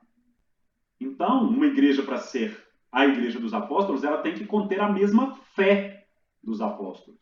Se eu escolho alguma coisa, eu não estou mais na igreja dos apóstolos. Tá? Ela tem que ter os mesmos sacramentos que os apóstolos celebravam. Isso é muito curioso. Você pegar a Didaquê, que é um livrinho que os apóstolos produziram e que eles seguiam ali desde o século I, isso é fácil de conseguir, em qualquer lojinha aí tem, você vai ver que os sacramentos estão ali, a confissão está ali, a Eucaristia está ali, tá tudo, a confissão, a Eucaristia está tudo ali. E eles já celebravam os sacramentos. Então, à medida que alguém vai tirando um sacramento ou outro, você está se afastando da fé apostólica. Tá? Tem que ter também os mesmos ensinamentos dos apóstolos. Como eu falei da Bíblia para vocês, quando em 393 a Igreja Católica se uniu em concílios sinodais para definir quais eram os 27 livros da Bíblia, o critério usado para falar quais eram os livros, os 27 livros, era que qualquer livro, para entrar como canônico, ele tinha que estar de acordo com a tradição dos apóstolos e o magistério da igreja dos apóstolos. A última das três fontes da verdade foram as escrituras. Né? Elas foram escritas antes, mas definidas oficialmente como fonte foi porque ela era fiel à tradição e ao magistério, ou seja, aos ensinamentos dos apóstolos. Então, a única igreja fundada pelo próprio Deus e viva desde essa fundação de forma ininterrupta é a Igreja Católica. Toda e qualquer outra igreja foi fundada por um homem que se autodenominou um enviado, sem sucessão apostólica, um homem que não era um sucessor direto dos apóstolos. E mais, sem seguir a mesma fé, os mesmos sacramentos e os mesmos ensinamentos. Portanto, é uma fé herética, que escolheu em que acreditar e em que não acreditar. E não tem uma sucessão apostólica, uma continuidade. Só como curiosidade, quem fundou o quê? Igreja Católica Apostólica Romana. Quem fundou? Jesus Cristo, em 33 depois de Cristo, na Terra Santa. Que depois, por uma questão logística e que para ser espalhada pelo mundo todo, como o mundo era todo Império Romano, foi politicamente crucial que irradiasse a partir de Roma, que é para onde São Pedro foi. Depois disso, temos uma igreja ortodoxa bizantina ali no cisma, que Miguel I resolveu desobedecer a autoridade do Papa. Foi uma heresia. Não somos mais fiéis ao Papa, o resto, a fé continua igual. Se afastou em 1054, lá em Constantinopla. Depois tem os luteranos, fundada por quem? Por Jesus? Não, por Martinho Lutero, 1517 na Alemanha. Os calvinistas, os anglicanos, os presbiterianos, os batistas, os metodistas. E é interessante ver aí, em tudo isso aí, a gente vai vendo que depois a coisa se espalha para a América, né, através dos Estados Unidos, do Brasil. É muito interessante você ver, tem até uma hoje que chama Bola de Neve, é um nome bem curioso. É interessante você ver como que nós temos uma verdade e um único caminho. No momento em que alguém faz uma escolha, às vezes ele se afasta só assim, deixa eu ver aqui, ele se afasta só assim. Parece que está muito próximo. Só que qualquer um que teve aula de matemática sabe que duas retas que não são paralelas ou que não sejam uma reta coincidente, né, elas vão se afastar eternamente. Então, o que aconteceu é que se afastou tanto que hoje um afastamento tão grande vai fazendo isso aqui, E o que a gente tem hoje é isso aqui, A gente tem uma multiplicidade de verdades, que na verdade não são verdades, e mostra como que se um deles pôde fazer uma escolha, e pedagogicamente fica fácil de ver isso em Lutero, se Lutero fez as suas escolhas no que acreditava e no que não acreditava, ele também deu o direito a qualquer outro fazer as suas escolhas. E com qualquer um podendo fazer as suas escolhas, qualquer um pode montar uma igreja com a fé que quiser. Aí lembram que o povo de Deus é que o povo é que é de Deus e não Deus é que é do povo? Isso aí que vocês estão vendo é o resultado de quando Deus é do povo. Cada um escolhe a fé que é mais confortável para si. Não, vou montar minha igreja aqui. A minha igreja, a gente pode fazer isso, aquilo não pode isso, aquilo não pode, aquilo... não, peraí, mas eu prefiro se a gente puder mudar um pouquinho isso aqui. Então, peraí, vou fazer outra. E assim, surgiu muito mais do que essa. Essas aí são só as mais famosas. E a Bola de Neve, que eu acho muito curioso, apesar de não ser tão famosa. Por último, para finalizar... Oi? Desculpa atrapalhar. Isso aí até entra naquele mito da igreja primitiva. Estava até mostrando um artigo para a Lorena aqui agora há pouco. Que o pessoal fala, não era igreja católica, era igreja primitiva. Né? Não. E, cara, não faz sentido algum. Faz o menor sentido. A igreja primitiva está muito mais ligada a ser a igreja ainda, digamos, a igreja das catacumbas, a igreja perseguida, a igreja que não podia fazer todas as coisas que fazia, e a primitiva porque é antiga, né? Também está ligada até mesmo a uma linha histórica da história antiga. Mas a igreja é a mesma igreja. Você dizer que em determinado... tem alguns que gostam de dizer que quando Constantino oficializou a religião católica, a partir daquele momento, não era mais a igreja primitiva. Dizer que, primeiro, os ensinamentos são os mesmos, a sucessão apostólica é a mesma, a fé é a mesma, os sacramentos são os mesmos, fora que é a mesma coisa que dizer que Jesus errou ou nos enganou. Porque aí a gente para em Constantino e volta 1200 depois em Lutero, né? E onde está a infalibilidade prometida pelo próprio Jesus? Onde está a sucessão apostólica? E não tem deturpação. A sequência de fé é a mesma. Outra coisa, a determinação, os protestantes gostam muito de falar da sola escritura. A determinação dos livros da Bíblia foi feita pela Igreja Católica não primitiva. Foi feita pela Igreja Católica 80 anos depois de Constantino. Constantino já tinha morrido, já tinha mudado o imperador, já tinha tido Teodósio, mas acho que Teodósio já tinha morrido também. O fato é, a Bíblia foi definida nesse ponto. Qual que é a lógica de uma religião falar que ela é toda fundada nas Escrituras? Mas se ela é toda fundada nas Escrituras, e as Escrituras são fundadas na tradição apostólica e no magistério da Igreja, já Igreja Oficial, 393, depois disso, ou seja, ela se funda na Igreja Católica. Não só isso, como a Escritura fala que deve ser considerada a palavra dos bispos, né? Então... Sim. Não tem a menor coerência. Não tem a menor coerência. Tudo é uma questão de desobediência e de egoísmo e de conforto. Quando eu começo a escolher, tudo tem origem em eu deixei de ser povo de Deus, eu deixei de crer em tudo o que Deus me manda crer, e eu vou escolher no que eu creio. Pronto.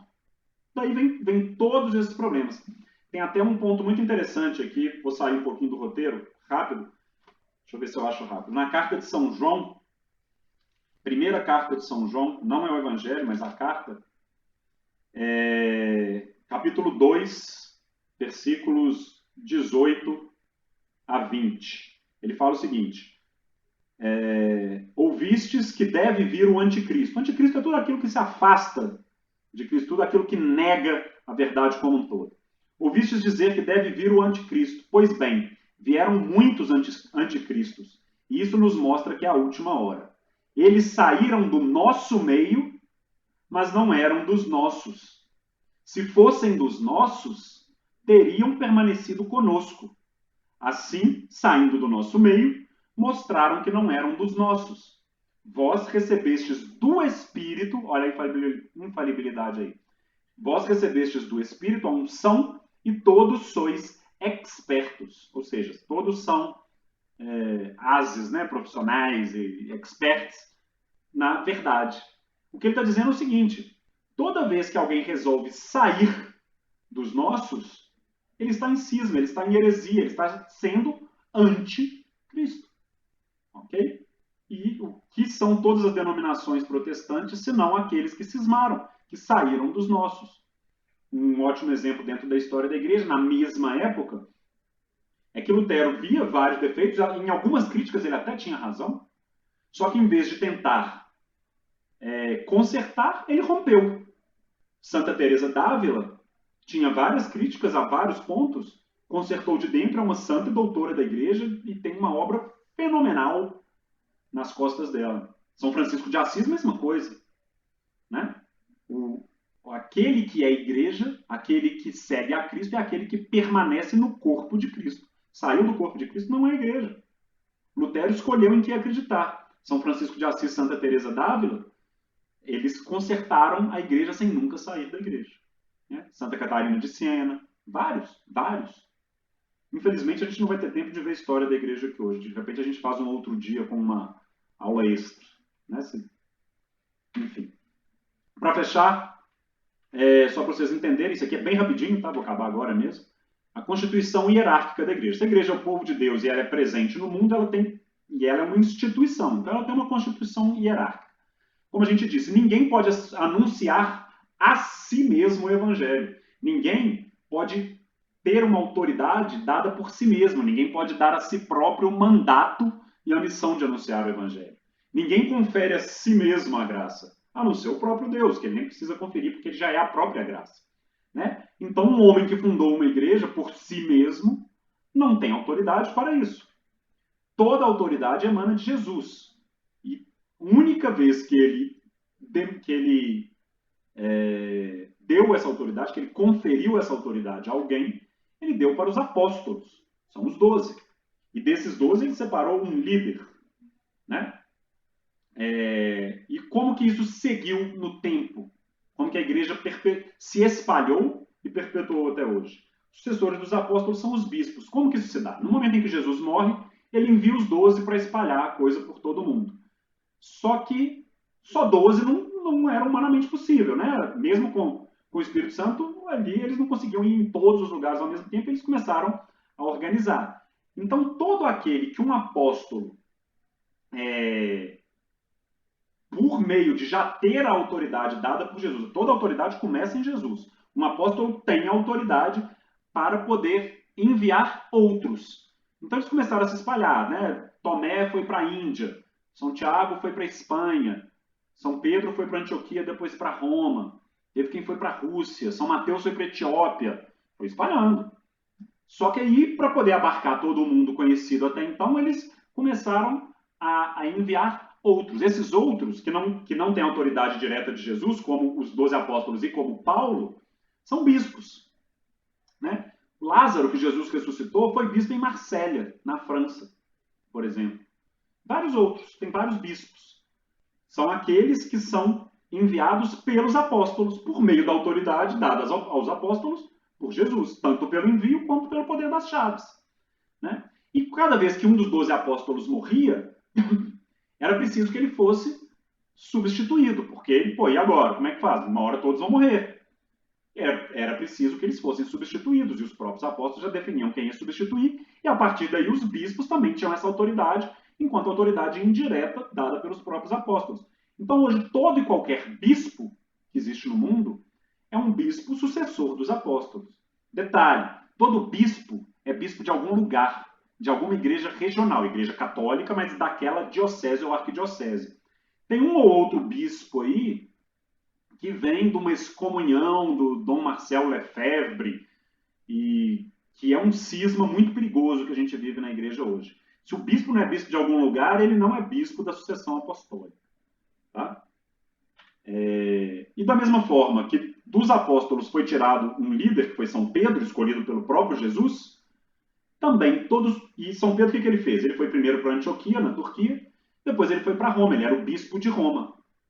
E ali em Roma, enquanto bispo de Roma, ele morreu mártir, crucificado de cabeça para baixo pela perseguição de Nero, imperador de Roma. A partir dali, aquele que foi escolhido para ser o sucessor dele enquanto bispo de Roma era o líder da igreja. E assim é até hoje, 220, 240 papas depois. Na história da igreja, ininterrupta essa liderança, desde Pedro até Francisco. Tá? Assim temos os papas. O papa é um bispo, mas é o bispo de Roma, líder da igreja. Só que mesmo só os bispos, como as dioceses vão crescendo, pensa, Brasília hoje, vê se Dom Paulo vai conseguir sozinho ser o único sucessor dos apóstolos, o único ministro de todos os sacramentos aqui em Brasília.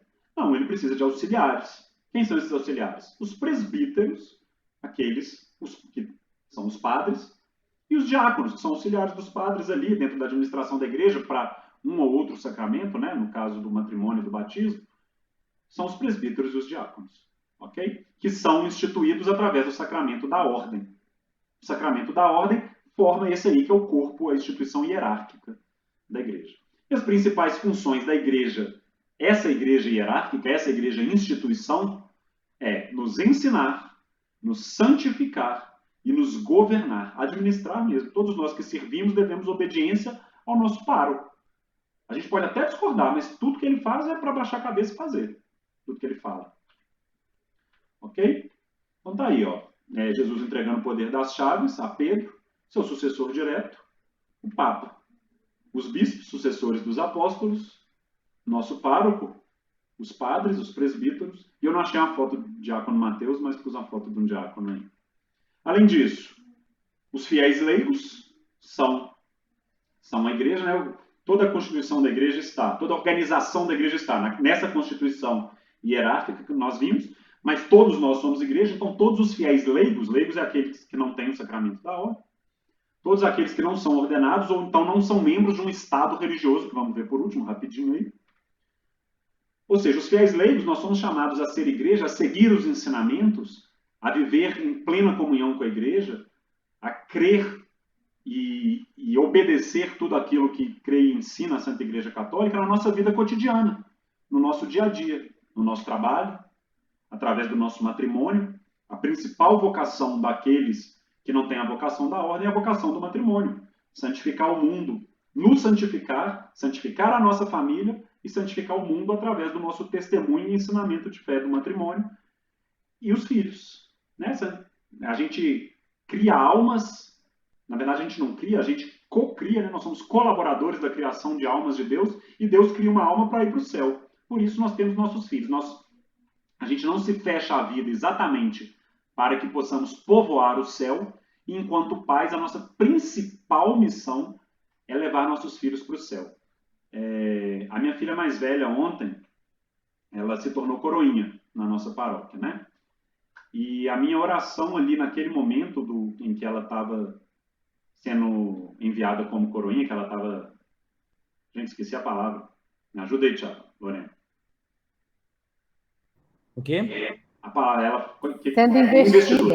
Ela foi investida como coroinha ali ontem.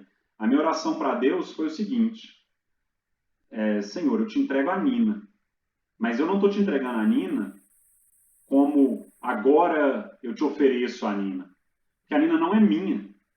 Na verdade, quem me deu a Nina foi Deus, e Ele me emprestou a Nina e a Isabela e a Olivia. Ele as emprestou para mim para que eu devolvesse elas para Ele um dia. Então, o nosso grande papel enquanto pai é devolver os nossos filhos para Deus, é criá-los para que eles possam conhecer a verdade, buscar o bem e, por fim, encontrar a Deus. Essa é a grande missão dos fiéis leigos. Mas mesmo aqueles que não têm filho, através do matrimônio, e mesmo aqueles que não se casaram, através da vida cotidiana. Através do seu trabalho, você é chamado a ser testemunha, através dos seus amigos, de toda a sua vida, do serviço à igreja, né, que desde o Concílio Vaticano II se propagou tanto para que pudéssemos exercer dessa forma. Quando Jesus estava entrando em Jerusalém no domingo de Ramos, os fariseus foram lá, todo mundo gritando, exaltando. Os fariseus foram lá e pediram para Jesus: manda esse povo calar a boca, está errado isso aí. Ele falou: se eles calarem a boca, as pedras vão falar. Nós somos chamados a testemunhar. Se a gente não testemunhar, as pedras falarão, mas nós seremos cobrados pelo nosso não testemunho. Tá? E por último, santidade na vida leiga, para quem se interessar, tem 3 teóricos que para mim são o grande apogeu da teologia sobre a santidade na vida leiga: Santa Teresinha, São José Maria Escrivá e São João Paulo II. São fantásticos. Além disso, temos santos, vários santos leigos, santos casados com filhos e recentes, não estou nem falando de santos antigos, não. Essa aí é Santa Giana Beretta de Mola, Santa Chiara Corbella Petrillo, santa ainda não, né? Serva de Deus Chiara Corbella Petrillo, porque esses santos são tão recentes que o processo completo deles ainda não se deu, mas Santa Giana já é. O beato Carlo Acutis, menino, 15 anos, né? O patrono da internet. E esse aí é brasileiro, para quem não conhece, é o servo de Deus Guido Schaffer, surfista, carioca, morreu há pouco tempo, tá? O processo de santificação dele também está correndo. Conhecer a vida desses aí, seja dos 3 lá de cima, que são grandes teólogos, que nos ensinam a viver a santidade, ou nos 4 exemplos aí de baixo, é fundamental para a gente viver a nossa santidade enquanto leigos. Tá? Por último, além da hierarquia da igreja e dos leigos, dos fiéis leigos, nós temos a vida consagrada. A vida consagrada são aqueles que se propõem a dar um passo mais profundo, um passo a mais, seguir Cristo mais de perto, né, procurando uma perfeição da caridade no serviço. Isso dá para uma consagração total da vida, mas sem o sacramento da ordem, sem fazer parte dos presbíteros, diáconos, bispos e o Papa. Né? Que eles seguem os 3 conselhos evangélicos: obediência, castidade e pobreza. Isso é muito famoso dentro de quem vai estudar um pouco de São Francisco, mas isso Todas as ordens seguem esses três conselhos evangélicos. E é como se manifesta a vida consagrada?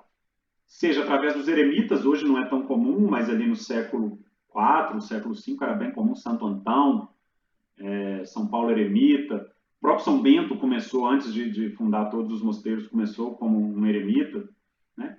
As virgens e os viúvos consagrados, que seriam os celibatários consagrados mesmo. A Virgínia falou para a gente, num encontro aí maravilhoso, que ela deu uns testemunhos para a gente sobre Maria. Ela é uma leiga consagrada, ela não tem o sacramento, obviamente ela não tem o sacramento da ordem, porque é só para os homens, mas ela consagrou toda a sua vida a Deus, né? E aí no cantinho a gente tem uma santa, que foi uma virgem consagrada, Santa Gema Galgani, uma mística muito interessante, recente também, né? Isso é uma foto, ela é do comecinho do século XX. A vida religiosa, as freiras, os monges, os frades, né? Todas as ordens que a gente conhece, as carmelitas, os franciscanos, os monges beneditinos, está tudo aí, vida religiosa. Eles não têm sacramento da ordem, eles não são padres, tá? E a última é um chamado até muito mais palpável para cada um de nós, é dentro dos institutos seculares. São institutos seculares, é tudo aquilo que está no mundo, porque século não diz respeito ao tempo. Então todo aquele que vive no tempo, que vive no mundo, no tempo e no espaço, tudo aquilo é secular, mas é uma forma de você santificar o mundo secular. São os institutos que levam essa santificação, aqueles que se consagram dentro desses institutos. Coloquei alguns exemplos aí, a Opus Dei, Reino Christi, Canção Nova, Shalom, mas tem vários.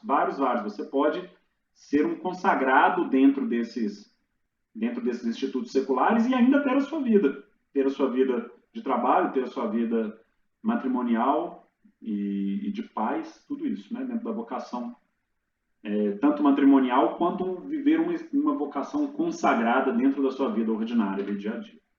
Eu tinha preparado um apêndice, mas com profundo otimismo de falar rápido, não sei porque que eu ainda penso que eu vou falar rápido alguma coisa, porque eu nunca falo.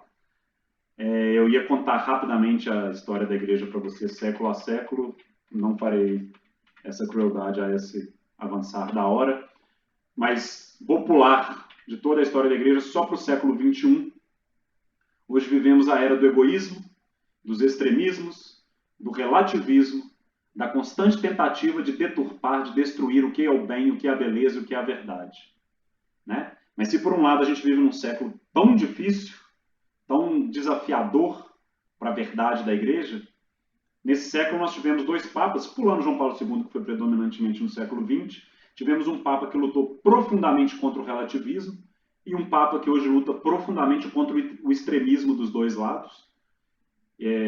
São papas, todos dois, fundamentais para essa luta que a gente vive hoje. E eu digo que eu tenho um feeling, e vários grandes doutrinadores atuais concordam com isso, na verdade eu é que concordo com eles, que em todo período de grande dificuldade da igreja nós tivemos uma onda muito forte de santos dentro de um mesmo carisma.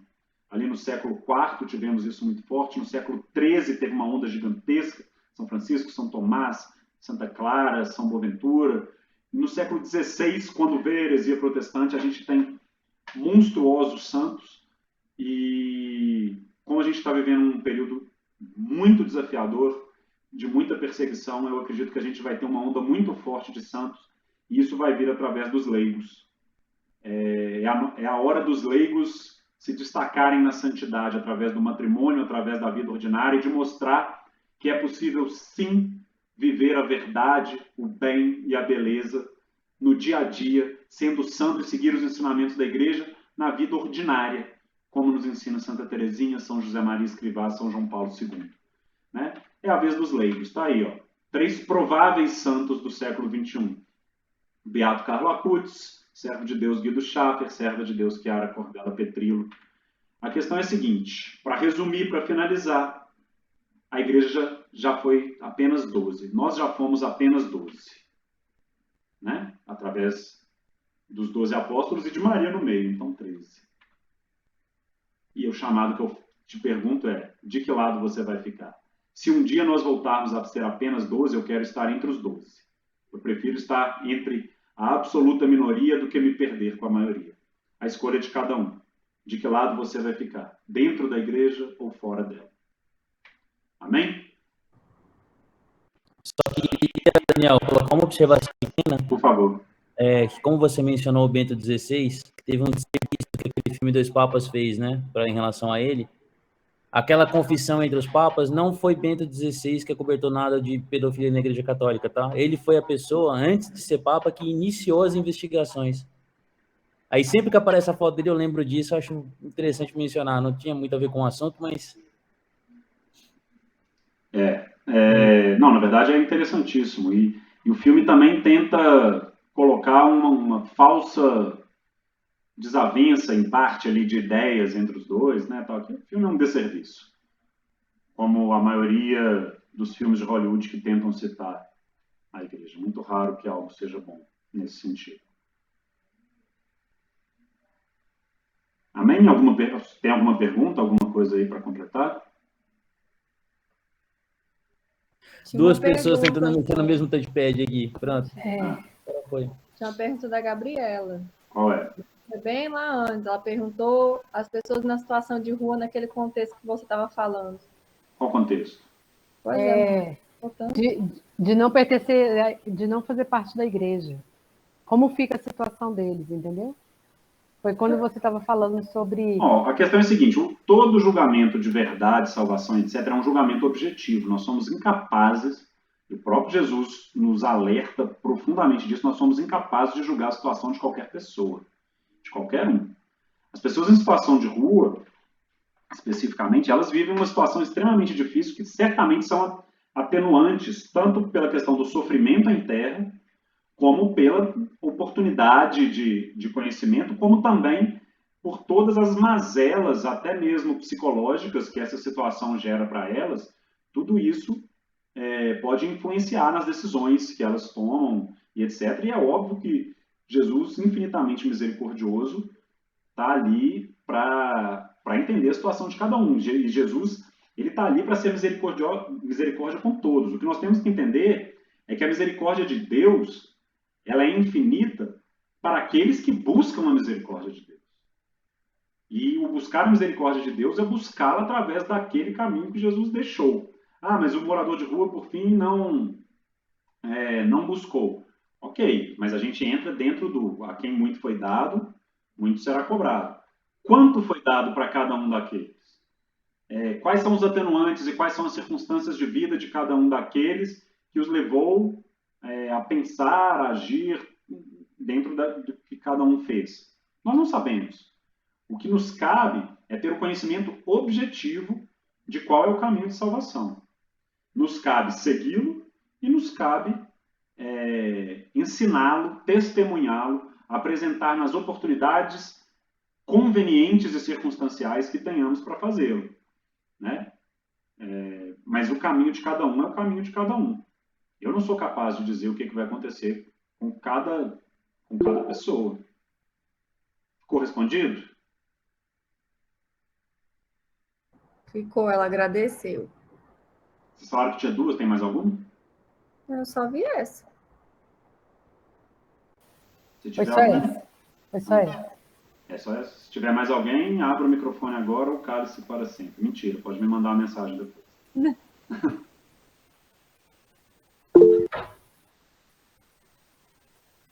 Ok? Então, amém? Daniel, se ninguém tiver uma pergunta, queria só dar um recadinho antes de você finalizar. Pode falar rapidinho? É sobre o sacramento de vocês, gente. Não é novidade para ninguém, né? Que dia 20 de novembro será o crisma de vocês. Os batismos já foram agendados, muitos estão me perguntando a respeito da primeira Eucaristia. Eu ainda não tenho a data. Não depende só de mim. Então, tem que esperar as pessoas que resolvem isso me passarem a data para eu passar para vocês. A respeito da roupa da primeira Eucaristia, normalmente, calça preta, blusa branca, tá? Blusa sem ser pelada, sem ser transparente, sem mostrar os peitos, sem mostrar as costas, sem mostrar as barrigas e com os braços tampados assim, sem o sovaco de fora, entendeu? Se tiver assim, atendeu. Aí a calça... Sem decotes. Homem também sem ser regata, tá? E calça comprida assim, tipo, lá no pé mesmo. E aí, se for assim, tá tudo bem, vocês podem ficar despreocupados. Se quiser ir adianta na roupa, são esses os quesitos na hora de vocês procurarem, tá? Tampando o que deve, deixando tampado o que precisa. É tipo isso. A Ai, Vitória Lorena. perguntou do vestido. Pode, Vitória, estampar os peitos, a barriga, as pernas e o sovaco tá ok também. E abaixo do joelho. E É, abaixo do do joelho. joelho para baixo, tipo, só metade da canela de fora, tá? Pode ir, não tem problema, tá? Então a roupa é essa. Se tampar o que é devido, tá ok, não tem problema. Vocês já podem começar a providenciar para ir adiantando. Agora eu peço mais uma vez a caridade de vocês, porque eu estou ficando preocupada, porque o encontro assim, está aproximando dos sacramentos e eu recebi pouquíssima documentação dos padrinhos. Acontece também que não depende só de mim, gente. Não depende de eu ter paciência ou eu esperar. Eu respondo para a catequese, né, para a secretaria da catequese. E aí eles deram um prazo até o final do mês para eu me posicionar sobre quem vai receber o sacramento ou não. E para isso eu preciso, para saber quem vai receber o sacramento ou não, preciso da documentação dos padrinhos de vocês. Não tem como eu saber quem vai receber e quem não vai. Preciso também do pagamento das taxas, né? A lei tinha colocado até dia 10. Por quê? Sem pagar, eu não vou saber quem vai participar ou não. Então, pensem o contexto. A gente tem que encomendar a camiseta para vocês. No dia do Crisma, vai ser a calça preta e a blusa do Crisma, que será igual para todos. Como é que eu vou encomendar se eu não sei quantas são? Aí acontece aquela bagunça de toda época, toda véspera de sacramento. Me pede lá 40 camisetas. Eu peço 40 camisetas. Aí 30 participam, eu fico com 10 camisetas que não servem para nada. Do mesmo jeito que depois também acontece o inverso também. Falam 30 que vão crismar, e depois chegam de última hora, 40 querem crismar. Aí aconteceu na turma passada de pegar a camiseta um dia antes, de pedir para o rapaz da malharia fazer a camiseta um dia antes. É muito desgastante, aí a secretaria fica estressada comigo com razão, porque fica desorganizado, tem que emitir o certificado de vocês vão ter que ser assinado por quem é o celebrante. Então,